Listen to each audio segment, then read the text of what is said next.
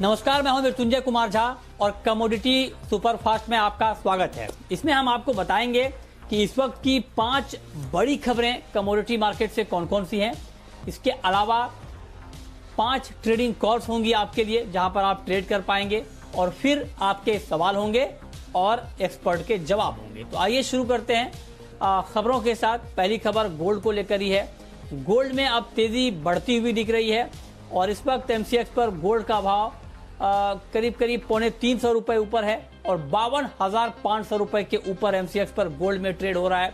अच्छी तेजी गोल्ड में आती हुई दिख रही है।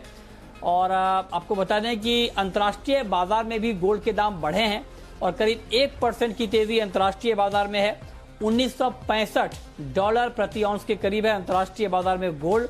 अमेरिका और चीन में जिस तरह का टसल है उसमें कुछ कमी की उम्मीद की जा रही है। हालांकि बाकी बहुत सारे कारण हैं गोल्ड में तेजी के, जिससे इन्वेस्टमेंट डिमांड लगातार गोल्ड की बढ़ रही है। चांदी की कीमतों में उछाल है और एमसीएक्स पर चांदी इंट्राडे में 69,000 के पार जा चुकी है। अब उस लेवल से थोड़ा नीचे ट्रेड कर रही है। अंतर्राष्ट्रीय बाजार में दाम $27 प्रति बैरल के करीब ट्रेड कर रहा है। इसके अलावा क्रूड की बात करें तो क्रूड की कीमतों में मजबूती है। ब्रेंट क्रूड $45 के करीब है।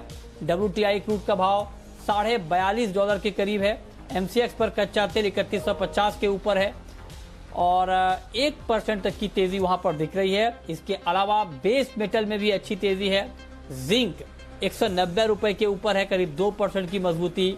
निकेल, कॉपर, लेड, एल्युमिनियम, ये सारे मेटल के काउंटर आज तेजी के साथ ट्रेड कर रहे हैं, क्योंकि अमेरिका और चीन में तनाव कम होने की संभावना से कीमतों को सपोर्ट मिलता हुआ दिख रहा है। इसके अलावा अगर बात करें एग्री मार्केट की, तो एग्री मार्केट में ग्वार की रफ्तार एक बार फिर से बढ़ती हुई दिख रही है।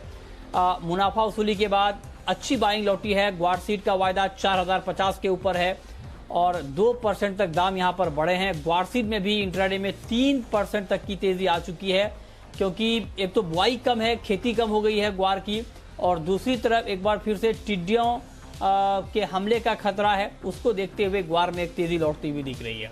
तो ये 5 खबरें इस वक्त की, और इन 5 खबरों के बाद अब हम बात करेंगे 5 ट्रेडिंग कॉल्स की। ये बताने के लिए हमारे साथ अजय केडिया हैं, केडिया कमोडिटी के एमडी। अजय जी, बहुत बहुत स्वागत है आपका। गोल्ड से ही शुरुआत कर लेते हैं। गोल्ड का मार्केट आपको इंट्राडे के पॉइंट ऑफ व्यू से कैसा दिख रहा है? अच्छा मोमेंटम मार्केट में लौटता हुआ दिखा है, क्या खरीदना चाहिए अभी? Good afternoon. देखिए, फंडामेंटल तो गोल्ड में काफ़ी स्ट्रांग है। हम जैसे एक्सपेक्ट कर रहे थे एक बड़ा करेक्शन वो पिछले हफ्ते ऑलरेडी हो चुका है। तो आई थिंक जब तक प्राइजेस $1920 के नीचे नहीं जाता इंटरनेशनल में, हमें लगता है 2000 की लेवल फिर से देख पाएंगे। वहीं डोमेस्टिक मार्केट में हमने शुक्रवार को भी एक अच्छे सपोर्ट से मार्केट को घूमते हुए देखा। अनलेस एंड अनटिल 51,850 का लेवल ब्रीच नहीं करता है, हमें लगता है लेके चलना चाहिए। आज इंट्राडे में भी मुझे लगता है करंट मार्केट से या 350 तक भी मिले तो आप लेके चल सकते हैं। ऊपर में इमीडिएट टारगेट तो 52,850 का है, बट ये लेवल तोड़ता हुआ दिखाई देता है इवनिंग सेशन में, जो 53,100 तक का लेवल भी मिल जाएगा। अच्छा, तो आप कह रहे हैं कि 53,100 तक का भाव भी इंट्राडे में इवनिंग सेशन में देखने को मिल सकता है। उसको ध्यान में रखकर आप ट्रेड कर सकते हैं। ठीक है, ये तो बात हो गई गोल्ड की। क्रूड में क्या किया जाए अभी? क्या क्रूड में अभी आपको लगता है कि तेजी पर भरोसा करना ठीक नहीं है और शॉर्ट करके चला जाए? देखिए, क्रूड में मुझे लगता है पिछले 15-20 दिन या महीने 2 महीने की भी बात करें तो 3200 के ऊपर प्राइसेस बिल्कुल सस्टेन नहीं कर पा रहा है। शुक्रवार के सेशन में भी उम्मीद थी कि प्राइसेस में जंप आएगा, बट वो 3200 के करीब जाता है, बट वहाँ पे सस्टेन नहीं कर पाता है। तो अनलेस एंड अनटिल 3200-3220 का लेवल तोड़ के होल्ड नहीं करे, बेटर है हम लोग साइडवे ही ट्रेड करें या एक रेंज में ही ट्रेड करते हुए देखेंगे जो 3100 से 3200 के बीच में रहेगा। तो आज के लिहाज से मुझे लगता है 7160, 7170 की रेंज में बेच के चलिए। डाउन साइड में मुझे लगता है 3100 तक के भी लेवल हम देख पाएंगे, बट ये दायरा है, ये दायरे में ही ट्रेड करेगा, कोई बड़ी पोजीशन ना बनाएंगे। अच्छा, तो आप कह रहे हैं कि रेंज है और रेंज में ही ट्रेड करें, कोई बड़ा ट्रेड लेना अभी ठीक नहीं होगा, ये आपका मानना है। आगे बढ़ते हैं, बात करते हैं हम मेटल की। मेटल में निकेल का मार्केट आपको कैसा लग रहा है? क्या यहां पर बाइंग करके चलना ठीक रहेगा? देखिए, पिछले हफ्ते हमने पूरे ही बेस मेटल में काफ़ी अच्छी गिरावट देखी, और अगर ध्यान हो तो पिछले सोमवार मंगलवार को हमने देखा जैसे ही 1100 का लेवल निकलने तोड़ा हमने 1070 1060 तक के भी लेवल टच करते हुए देखे। बट जिस ढंग से फिर से फिलिपाइन से हमने देखा आउटपुट में जो गिरावट दिखा रहा है, ये कहीं ना कहीं प्राइजेस को सपोर्ट करेगा। तो आई थिंक 1100 के ऊपर रीगेन करना काफ़ी इंपॉर्टेंट था, वो हो चुका है। तो 1100 पे लेके चलिए, मुझे लगता है स्टॉप लॉस आपका 1090 का लेके चलते हैं, तो हमें आज और कल 2 सेशन के अंदर 1118 से 1120 का लेवल फिर से मिल जाएगा और ये हफ्ता बेस मेटल के लिए थोड़ा स्ट्रांग रहना चाहिए। ठीक है, तो ये रहा आपकी मेटल में निकल के ऊपर। अब बात करते हैं एग्री मार्केट की। ग्वार में आज अच्छी रफ्तार आती हुई दिखी है, फंडामेंटल भी ग्वार के मजबूत बताए जा रहे हैं क्योंकि क्रॉप एक तो कम है और दूसरी तरफ टिड्डियों के हमले का खतरा एक बार फिर से बढ़ रहा है। ग्वार में क्या किया जाए? बिल्कुल मृत्युंजय, सबसे पहले तो हम लोग अगर मानसून की बात करें तो मानसून में भी थोड़ा डिलेमेंट जो हुआ था वो प्राइजेस को सपोर्ट कर गया, साथ में एरिया अंडर कल्टीवेशन में ड्रॉप था और अब टीडीओ का जो हमले की वापस बात हो रही है, ये कहीं ना कहीं प्राइजेस को सपोर्ट कर ही रहा है। बट सबसे इंपॉर्टेंट रहेगा 4000 का लेवल और 4180 का लेवल। प्राइजेस 4180 का लेवल एक बार तोड़ दे तो हम 4400 तक के भी लेवल जल्द देख पाएंगे। तो एज ऑफ नाउ मुझे लगता है सेंटीमेंट पॉजिटिव है, टेक्निकली भी 4000 के ऊपर स्ट्रांग है, तो हमें करंट मार्केट से भी लेके चलना चाहिए जो 4150 से 4180 का इमीडिएट टारगेट दिखाई देता है। ठीक है, चने में भी आज अच्छी तेजी है, चने में क्या किया जाए? देखिए, चने के फंडामेंटल तो काफ़ी स्ट्रांग थे, बट हमने देखा था कि इस बार खरीफ की बुआई काफ़ी अच्छी हुई है। बट जिस ढंग से अभी मानसून थोड़ा सा बिगड़ा है, वो कहीं ना कहीं अदर क्रॉप्स को अगर इम्पैक्ट करता है तो चने पे भी पॉजिटिव इम्पैक्ट पड़ेगा। साथ में हमने देखा जो बफर स्टॉक है, जिस ढंग से एक दाल सेंट्रल गवर्नमेंट बांट रही है, वो कहीं ना कहीं उसको भी कम करेगा। तो ओवरऑल फंडामेंटल काफ़ी स्ट्रांग लगता है। करंट मार्केट से थोड़ा सा अगर नीचे मिल जाता है, लेट से 4350 के आसपास लेके चलिए, 4440 का इमीडिएट टारगेट चने में दिखाई देता है।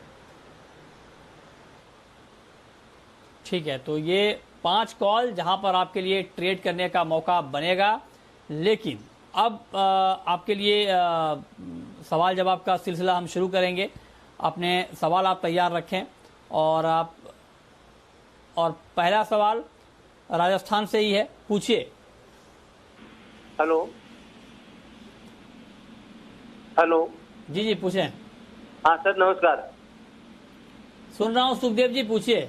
नमस्कार। हाँ सर जी, गुआ 6000 कब तक हो जाएगा सर?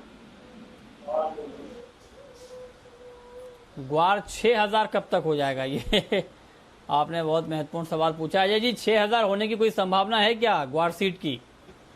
देखिए, 6000 से पहले काफ़ी पड़ाव है, तो मुझे लगता है स्टेप बाय स्टेप ही जाना चाहिए। जैसे पहले भी मैंने कहा था कि 15 अगस्त तक हमें 4000 का लेवल अगर तोड़ देता है तो 4000 से 4200 के बीच में रहेगा। तो टाइमिंग मुझे लगता है 4400 से लेके 4850 तक के भी लेवल इंपॉर्टेंट है। बट जो भी और क्लियरिटी बनेगी वो सितंबर मंथ में बनेगी। अगस्त तक तो हमने देखा कि प्रोडक्शन ये एरिया में ड्रॉप है। तो ओवरऑल मुझे लगता है एज ऑफ नाउ जो फंडामेंटल दिखा रहे हैं वो 4800 से लेके मैक्सिमम 5000 तक का लेवल दिखा रहा है। 6000 के लिए थोड़ा सा वेट करना चाहिए। ठीक है, 6000 के लिए आपको थोड़ा वेट करना होगा, लेकिन हाँ फंडामेंटल मजबूत है तो दाम तो आगे बढ़ेंगे। अगला सवाल है गणपत का, जोधपुर से, पूछिए गणपत जी। सर अभी ग्वारगम में क्या करना चाहिए सर इस भाव पे? ग्वारगम में क्या इस भाव पर करना चाहिए, बताइए अजय जी। आज ग्वार पर बहुत सारे सवाल आ रहे हैं, ग्वारगम का बताइए क्या करना चाहिए अभी। बिल्कुल मृत्युंजय, अगर पिछले 15-20 दिन की बात करें तो जिस ढंग से मोमेंटम गवार में फिर से लौटा है, तो हमें पूरा जैसे 2-5 साल पहले जो मोमेंटम था वैसा मोमेंटम फिर से आ चुका है। तो आई थिंक गवार सीड और गवार गम दोनों में ही तेजी है। खास करके अगर गवार गम की बात करें तो ये लीडर कहते हैं कि अगर पहले ये चलता है उसके पीछे पीछे गवार सीड भी चलता है। तो जिस ढंग से मोमेंटम एकदम स्ट्रांग बना हुआ है और प्राइजेस ने वापस 6000 का लेवल रिगेन करके होल्ड कर रहा है, तो आई थिंक 6800 का तो इमीडिएट टारगेट, बट मुझे लगता है 7200 तक के भी लेवल हम गवार गम में देख पाएंगे। तो दोनों ही काउंटर गवार सीड और गवार गम तेजी में ही ट्रेड करते हुए दिखाई दे रहे हैं। ठीक है, अगला सवाल है रोहित का, पूछिए रोहित जी। नमस्ते सर, मुझे गोल्ड में बाइंग करनी है तो नीचे में कहां तक बाय करूं? ये अच्छा सवाल आपने पूछा है। तो आप क्या मतलब लंबे समय के लिए बाई करना चाहते हैं या अगले कुछ दिनों के लिए, शॉर्ट टर्म के लिए? एक वीक या 2 वीक के लिए नजरिया है? 1 वीक या 2 वीक के लिए। अच्छा, 1 वीक या 2 वीक के लिए, ठीक है, बिल्कुल बिल्कुल। बताइए अजय जी, 1 या 2 वीक के लिए अगर गोल्ड खरीदना हो तो क्या इस भाव पर खरीदना चाहिए? देखिए मार्केट में जिस ढंग से रैली आई है, घबराहट रहती है मार्केट में, जिस ढंग से पिछले हफ्ते में हमने गिरावट देखी वैसा कुछ मिल सकता है। बट मुझे लगता है उस घबराहट से ऊपर निकलना चाहिए। 1920 का स्टॉप लॉस प्लेस कर दीजिए। अनलेस एंड अनटिल प्राइजेस 1920 के लेवल के नीचे क्लोज नहीं देता है, आप बिल्कुल बाय करके चलिए, जो ऊपर में 2000 से लेकर फिर से 2040 का लेवल दिखा देगा। नो डाउट टेक्निकली ओवरबॉट दिखाई दे रहा था, बट एक स्पाइक जो हम नीचे देख पाए हैं और साथ में जो फंडामेंटल्स है इस वक्त वो काफ़ी स्ट्रांग है। तो आई थिंक 1920 का लेवल वॉच कीजिए। जब तक 1920 के नीचे या डोमेस्टिक मार्केट में लेट से 51,500 का लेवल तोड़ के होल्ड नहीं करता है, ट्रेंड पॉजिटिव है। जो डोमेस्टिक मार्केट में हमें लगता है 54,000 से 54,500 का लेवल, इंटरनेशनल में 2000 का लेवल वापस क्रॉस कर जाएगा। ठीक है, अगला सवाल रोहित का है, पूछिए रोहित जी। सर लास्ट वीक आपसे बात हुई थी जिसमें पूछा था फिजिकल मार्केट में चना और आरएम सीड में जो रेट चल रहे हैं, तब सर ने कहा था कि ऊपर नीचे है, एक वर्चुअल है। सर उसके कारण आप फिजिकल मार्केट के रेट्स को कितना फर्क पड़ जाता है? न्यूज में आज भी ऑयल के रेट नीचे है और सीड्स की रेट हाई है। ऐसे तो मिल बंद कर देनी चाहिए ना इंडिया में, क्यों नहीं सेबी या गवर्नमेंट कोई इंटरवेंशन लेती है यहाँ पर, जिस कदर मार्केट अप डाउन कर रहे हैं यहाँ पर एंसिडेक्स में। जो फिजिकल रेट अलग है, यहाँ पर रेट इतने हाई रखते हैं, उसके कारण फिजिकल रेट बढ़ा देते हैं। बिल्कुल बिल्कुल, ये आपका सवाल बहुत हद तक जायज़ है। कई लोग इस सवाल को पूछते हैं, लेकिन सवाल यही है कि सरकार का ये मकसद और फिर जो एक्सचेंज शुरू करने का मकसद था वो ये था कि किसानों को भाव की एक सही जानकारी मिले। लेकिन ये बात ठीक है, कई बार ज़्यादा अनावश्यक उतार चढ़ाव होता है और जिससे नुकसान होता है। इसको लेकर चर्चा लंबे समय से चल रही है, देखिए आगे क्या होता है। और हम लगातार ये बात उठाते भी रहते हैं, आगे पहुंचाते भी रहते हैं। अगर कुछ भी इसमें अपडेट होगा तो हम आप तक ज़रूर पहुंचाने की कोशिश करेंगे। आगे बढ़ते हैं और चौथाराम इस वक्त हमारे साथ जुड़ रहे हैं। चौथाराम जोधपुर से, पूछिए चौथाराम जी। साहब नमस्कार। नमस्कार, पूछिए सर गवारगम पर क्या होना चाहिए आज और आगे के लिए? जी सुन रहा हूँ, पूछिए। गवारगम पे ग्वारगम बताइए, 2-4-5 दिन के लिए ग्वारगम का टारगेट क्या है आपका अजय जी? देखिए जिस दिन से रीगेन किया 6000 के ऊपर काउंटर स्ट्रांग है, तो इमीडिएट टारगेट तो मुझे 6650 का लग रहा है। तो बिल्कुल लेके चलिए 6650 के टारगेट के लिए। 6650 के टारगेट के लिए आपको बाइंग की राय दी जा रही है ग्वारगम में, इस पर आप नजर रखिए। फिलहाल भाव है 6300 के करीब, तो अच्छी बाइंग यहां पर दिख रही है, इस पर आप नजर रखें। अगला सवाल राहुल का है, पूछिए राहुल जी।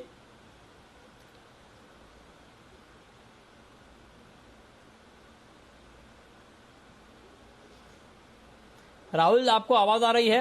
हाँ जी सर, आवाज आ रही है जी, पूछिए। कॉटन सीड ऑयल केक पे राय सही है? पूछें। Cotton seed oil cake, cotton seed oil cake पर आप राय? जी बिल्कुल, 28 रुपए ऊपर है। सितंबर का वायदा कॉटन सीड ऑयल केक का 1915 का लेवल है। क्या सुझाव है आपका Ajay ji cotton seed oil cake पर? पिछले हफ्ते की काफ़ी बड़ी रैली जो 1700 से हमने ऑलमोस्ट 1900 का लेवल आने के बाद मार्केट कंसोलिडेट कर रहा है। अनलेस एंड अनटिल 1870 या 1930 का लेवल ब्रीच नहीं करता है, प्राइजेस दायरे में रहेंगे। नो डाउट जिस ढंग से महाराष्ट्र में, गुजरात में बारिश बढ़ी है, कहीं ना कहीं डैमेजेस की रिपोर्ट हो सकती है, जो कहीं ना कहीं प्राइजेस को सपोर्ट करेगी। साथ में महाराष्ट्र में भी पिंक बॉलवर्म पे भी जो इश्यूज हमने वापस रेज होते हुए देखे, ये भी प्राइजेस को सपोर्ट ही करेगा। तो ओवरऑल हमें लगता है थोड़ा वेट कीजिए। 1930 का लेवल ब्रेक हो जाता है तो हम फिर से 2100 का लेवल देख पाएंगे। ओवरऑल काउंटर ये सीजन में स्ट्रांग दिखाई दे रहा है, जो 2400-2500 तक के भी लेवल दिखा देगा। ठीक है, बहुत शुक्रिया आप अजय जी, आपका हमारे साथ जुड़ने के लिए, बताने के लिए कमोडिटी में कहां पर कमाई के मौके बनेंगे। तो फिलहाल इस बुलेटिन में इतना ही।